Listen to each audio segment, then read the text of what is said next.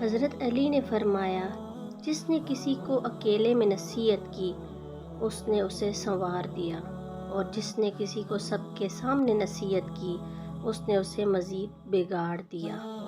مشکل وقت آ جائے تو کسی کا احسان نہ لو، کیونکہ مشکل وقت 4 دن کا اور احسان زندگی بھر کا ہوتا ہے۔ ہمیشہ اخلاق سے بات کرو، کیونکہ انسان پر سب سے زیادہ مصیبتیں اس کی اپنی زبان کی وجہ سے آتی ہیں۔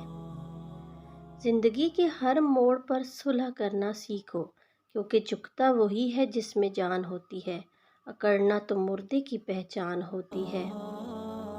2 اعمال ایسے ہیں جن کا ثواب کبھی تولا نہیں جا سکتا: معاف کرنا اور انصاف کرنا۔